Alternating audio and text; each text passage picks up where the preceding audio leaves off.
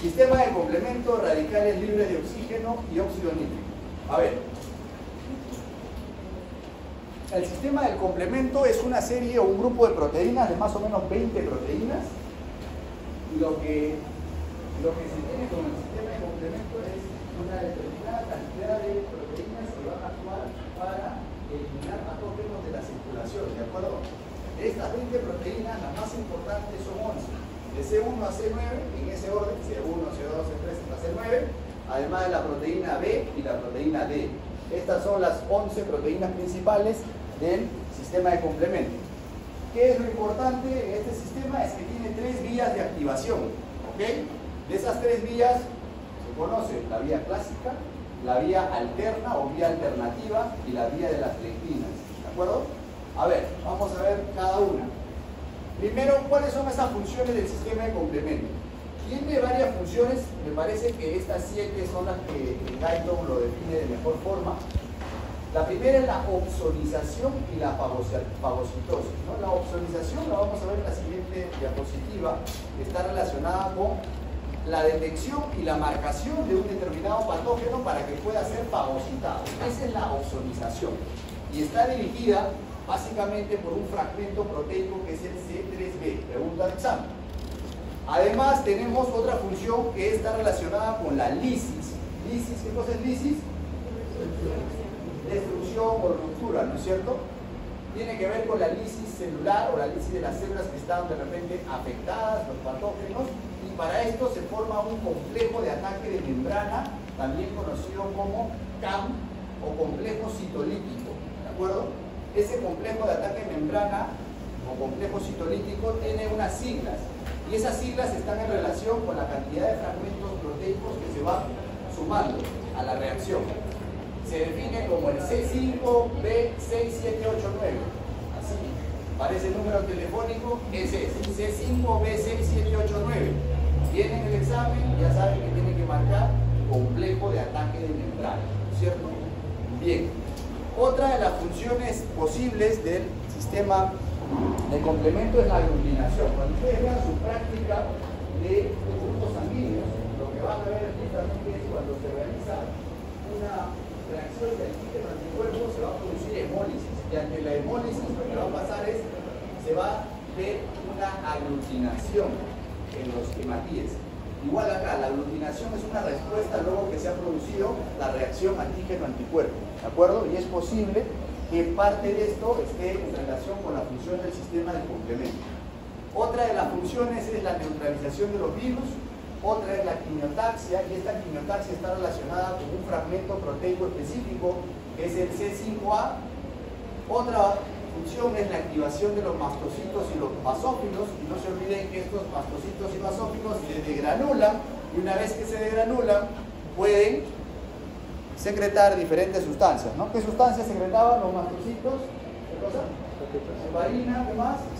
Histamina, ¿qué más? Serotonina, ¿qué más? Leucotrienos también podría ser, ¿qué más? Bradykininas, así es. Muy bien. Y finalmente hay efectos inflamatorios propios del aumento de la vasodilatación local y el aumento de la permeabilidad capilar, ¿no? Aumenta la vasodilatación, entonces se aperturan las uniones estrechas del endotelio vascular y eso hace de que aumente pues la permeabilidad capilar con la consecuente pérdida de ciertas proteínas que salen del plasma, ¿cierto? Muy bien, vamos a ver entonces cómo son estas 3 vías van a participar al final en una vía común. Miren ustedes, la vía clásica se va a dar inicialmente o se va a iniciar por un inmunocomplejo. Un inmunocomplejo es una unión de un antígeno con un anticuerpo, eso es un inmunocomplejo, ¿de acuerdo? En la vía de las lectinas lo que va a pasar es que se da la unión de las lectinas a la superficie de los patógenos, y en la vía alterna tiene relación también con la superficie de los patógenos. O sea, la única que no tiene que ver directamente con la superficie de los patógenos es la primera, la vía clásica, porque la vía clásica tiene que ver con la activación del inmunocomplejo, es decir, antígeno-anticuerpo. Sin embargo, las tres vías van a terminar activando el complemento, sea la vía de las lectinas, la vía alterna o la vía clásica, finalmente activarán el complemento. ¿De acuerdo? Una vez que se activa el complemento, lo que se van a lograr son tres cosas. Lo primero es el reclutamiento de ciertas células inflamatorias que van a ayudar justamente a que se produzca la opsonización de los patógenos y finalmente la destrucción de los mismos. ¿De acuerdo? Vamos a ver una por una. ¿Cómo se da la activación de la vía clásica del complemento? Lo más importante aquí es recordar que esta vía se activa primero con el inmunocomplejo, es decir, con el antígeno anticuerpo, y está mediado por el primer fragmento, que es el C1, fragmento C1, o sea, se inicia con el fragmento C1, ¿de acuerdo? Cada uno de esos recuadros probablemente son preguntas de examen. No es necesario memorizar toda la cascada porque no tiene sentido. Lo que sí tiene sentido es que no se olviden de algunas cosas. Por ejemplo, el fragmento C3b, que está en un recuadro rojo, está relacionado con la opsonización de bacterias, ¿no es cierto? El fragmento C3a, C4a, C5a está relacionado con la activación de los mastocitos y los basófilos. El fragmento C5a está relacionado con la quimiotaxia de los leucocitos. ¿Qué cosa era la quimiotaxia? La capacidad de atraer o irse ¿a dónde? A las zonas donde hay inflamación, a las zonas donde hay interleuquinas, donde hay ciertos mediadores que ellos pueden buscar, ¿no es cierto? Bien. También el complejo lítico que habíamos visto, complejo de ataque de membrana, que era el C5b6789. Lo importante acá es que hay dos proteínas adicionales que pueden sumarse a veces a los microorganismos y que pueden entrar en la secuencia, la proteína D y la proteína D, ¿de acuerdo? Sin embargo, recordemos que esta vía se activa por o mediante el complejo antígeno-anticuerpo. Eso es lo importante. El resultado final, la lisis de la célula. Vamos a la otra vía, activación de la vía alterna o vía alternativa, así también lo van a encontrar. En este caso, la endotoxina de la pared celular bacteriana va a iniciar con el fragmento C3, pero acá en amarillo o en naranja, no sé qué color lo ven de lejos, lo que se ve es que hay dos proteínas importantes, tres digamos, hay un factor D y B y hay otra proteína que es la properdina. Estas no están presentes en las otras vías, ¿de acuerdo? Entonces, en la vía alterna del complemento se inicia por una endotoxina, por una proteína de la pared celular bacteriana, y luego, con el fragmento C3, se da inicio a toda la cascada del complemento de la vía alterna o alternativa, para que finalmente se agreguen estos factores DB y la properdina, y en el transcurso de esa secuencia termina produciéndose la lisis. ¿De acuerdo? Listo. Tercera vía, la vía de las lectinas. En el caso de la vía de las lectinas, es una vía diferente a las otras porque tiene que ver con un azúcar que se encuentra como residuo en la superficie de la bacteria. Ese azúcar es la manosa, ¿de acuerdo? La manosa se encuentra expresada a veces en la superficie de la bacteria y lo que se tiene acá es una proteína de unión a la manosa. Esa proteína de unión a la manosa es la lectina, ¿de acuerdo? Existen dos tipos de serin-proteasas asociadas a la manosa. Esa es más 1 y más 2, ¿de acuerdo? Finalmente, toda esta vía termina, al igual que las otras, con el fragmento C3 y nuevamente esto va a llevar a la destrucción de las células. ¿Qué es lo que hace el sistema del complemento cuando genere el complejo lítico de membrana? Lo que hace es que van a hacerle muchos poros a las bacterias. Imagínense que la bacteria está intacta y no se puede degradar fácilmente. Entonces vienen y este sistema de complemento, estas proteínas son como si fueran unas pequeñas dinamitas que se pegan a la pared bacteriana y la perforan en diferentes lugares. Y como la empiezan a perforar, lo que va a pasar es que empieza a salir todo el producto de las bacterias hacia afuera, el extracelular. Y entonces se produce la muerte de la bacteria. Bien, seguimos. Radicales libres. Dentro del mismo tema, un subtema, radicales libres.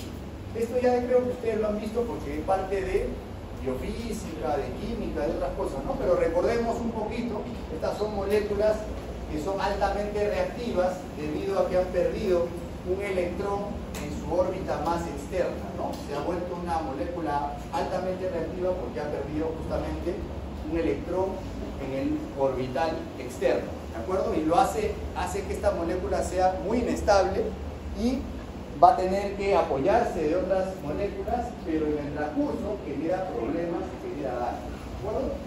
A ver, seguimos. Hay diferentes radicales libres de todo tipo de sustancias, pero creo que las más importantes y las que han pedido en la sombrilla que desarrollemos son los radicales libres relacionados con las especies reactivas del oxígeno. ¿Qué pasa? El oxígeno tiene una configuración y a nosotros nos sirve porque somos organismos aeróbicos, ¿de acuerdo? El oxígeno a nivel ambiental se encuentra ¿en qué porcentaje?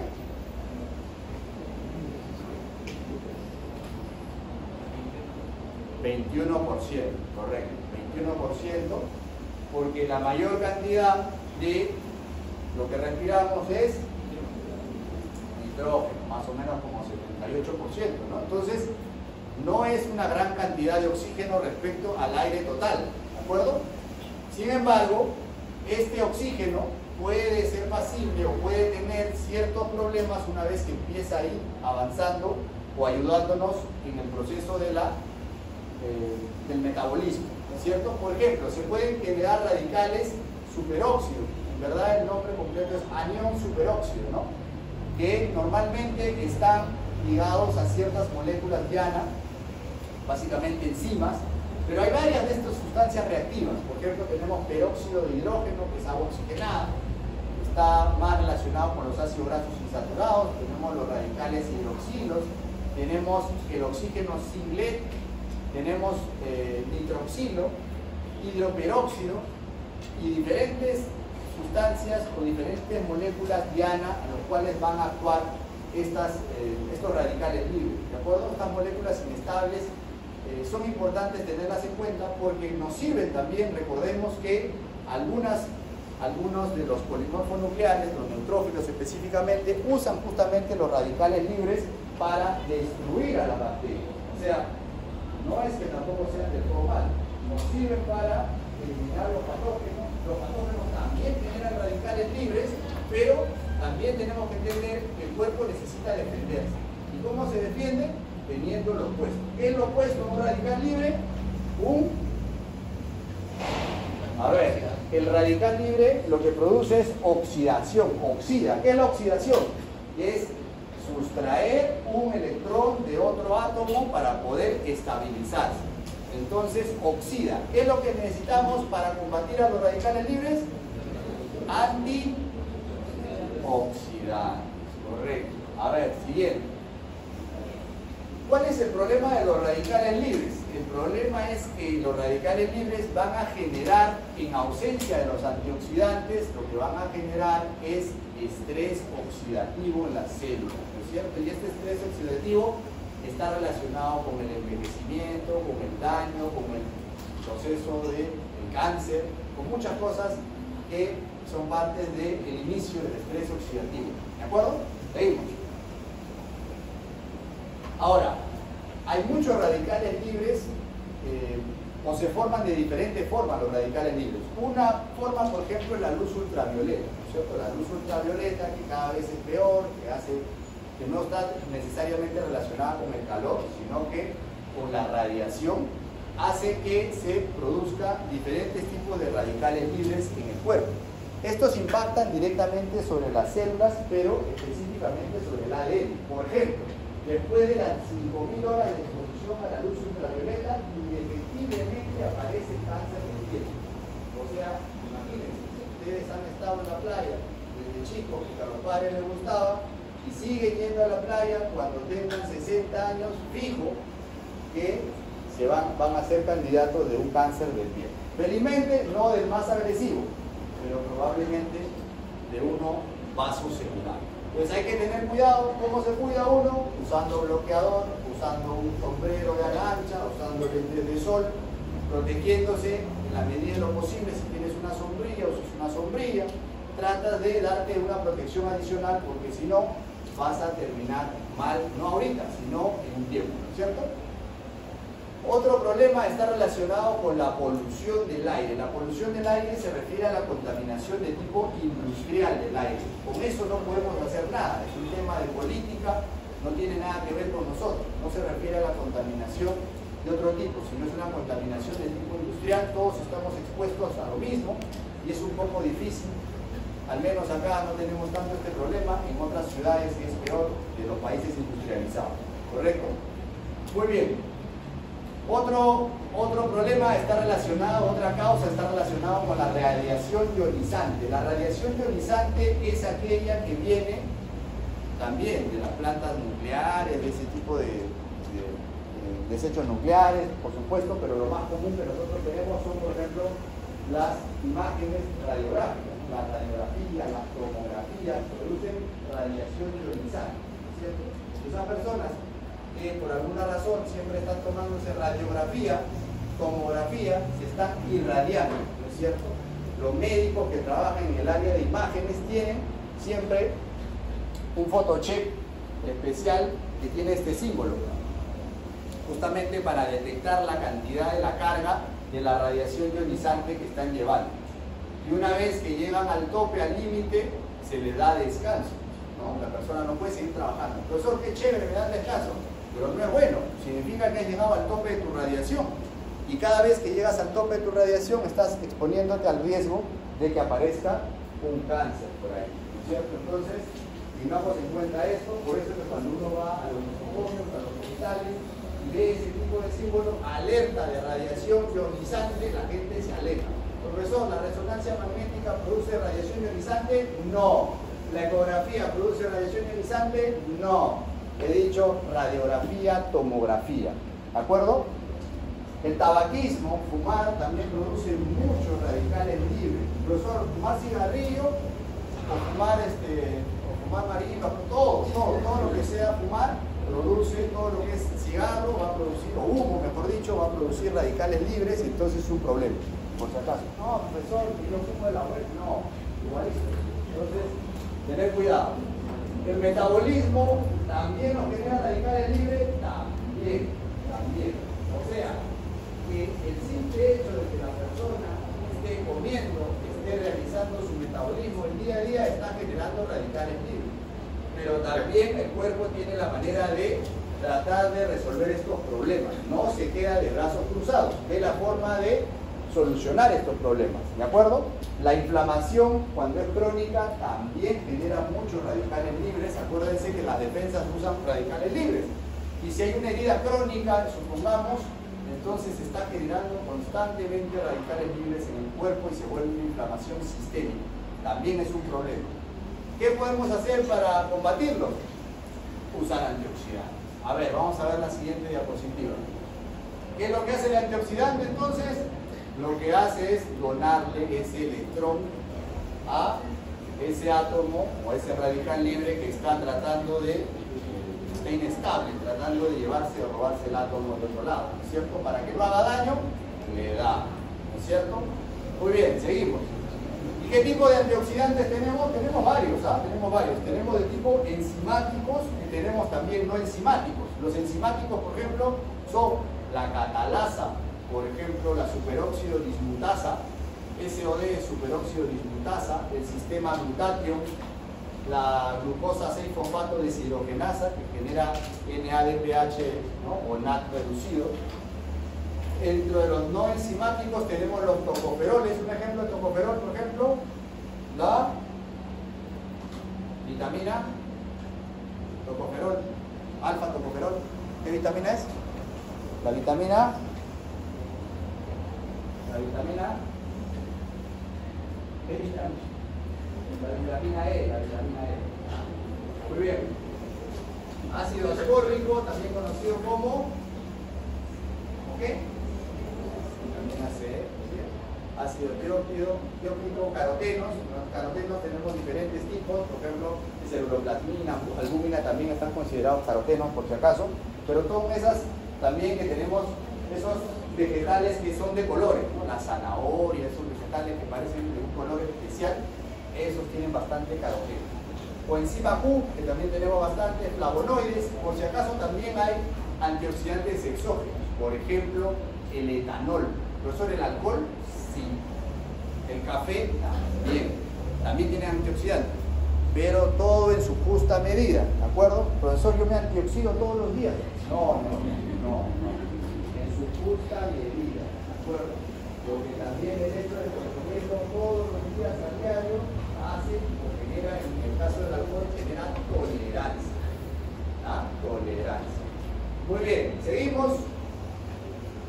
Óxido nítrico. Esta es la última para acabar esta clase también. El óxido nítrico es un gas de tipo incoloro. El óxido nítrico tiene también el nombre de óxido de nitrógeno o monóxido de nitrógeno y está sintetizado por una enzima que es la óxido nítrico sintetasa o óxido nítrico sintasa. Este óxido nítrico antiguamente se llamaba factor relajante derivado del endotelio. Se investiga desde hace más o menos 1950, se investiga con ese nombre. A partir del año 1998 se le otorga el premio Nobel al creador o al que encontró el óxido nítrico como tal, ¿de acuerdo? Se ganó el premio Nobel y esto fue el paso más importante para cambiar y revolucionar la medicina en los hombres. ¿Por qué? Gracias a esta enzima, la óxido nítrico sintasa, y a este producto que es el óxido nítrico, se inventó la pastilla azul. ¿Cuál es la pastilla azul? Eso sí saben, el Viagra, ¿no es cierto? Que es de uso bastante común por la gente mayor, por la gente menor también, aunque no crean, no aquel que no se use fe, pero lo importante de saber es de que Pfizer se llenó de plata gracias a ese invento, ¿no es cierto? Para que se den cuenta de cómo la medicina cambia. Sin embargo, los primeros usos del sildenafil no fue precisamente para eso que ustedes están diciendo o pensando, sino para los casos de hipertensión pulmonar. Para eso es que nació el uso y por ahí se dieron cuenta que esa gente rendía más de lo normal. Entonces empezaron a hacer más estudios y así fue. Así hay muchas cosas que han aparecido. Así es, así aparecieron. Por ejemplo, el Botox también apareció de una manera similar. Tú sabes, los pacientes que tienen estrabismo, los pacientes que tienen empezaban a usar en esas personas y se dieron cuenta que cuando envejecían eran los únicos que no tenían arrugas alrededor de los ojos. Y de ahí empezaron los estudios y ahora se usa el Botox a diestra y siniestra para las arrugas, ¿es cierto? Muy bien. ¿Cómo es que se produce este gas, este mensajero, este neurotransmisor? Porque finalmente el óxido nítrico también termina siendo un neurotransmisor a nivel de algunas neuronas. Hay un aminoácido que se conoce como L-arginina. Los que hacen deporte, ejercicio, habrán visto que en esas tiendas de deporte venden todo tipo de cosas. Una de esas que venden es L-arginina, ¿no? ¿Por qué?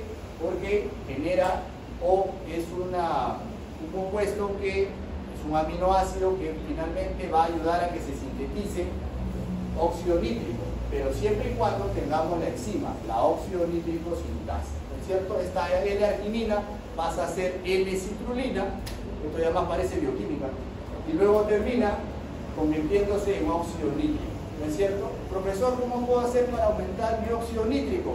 Puedes comer carnes rojas, aves, pescados, lácteos y con eso vas a aumentar tu óxido nítrico en el caso que necesitas. ¿Cierto? Seguimos. Formas de óxido nítrico sintasa o sintetasa. Las enzimas o la enzima óxido nítrico sintasa tiene 3 isotipos. Los dos primeros son de tipo constitutivo. Constitutivo significa que lo tenemos en el cuerpo de manera natural, ¿de acuerdo? ¿Dónde? En las células endoteliales, en las neuronas, tenemos óxido nítrico sintasa.